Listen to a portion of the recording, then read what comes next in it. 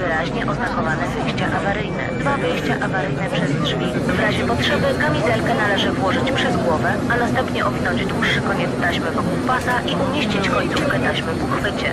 W kieszeni fotela znajduje się karta z prezerwatywą i instrukcją bezpiecznego zakładania. Prezerwatywę nakładamy na członka w stanie wzwodu. Odrywamy brzeg opakowania od strony perforacji. Ściskamy koniec prezerwatywy 2 palcami, by wypuścić zgromadzone tam powietrze. Prezerwatywę rozwijamy na całą długość członka, cały czas ściskając jej koniec.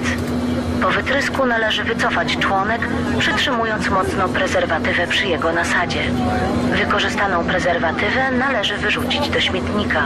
Życzymy bezpiecznych lotów z Durex.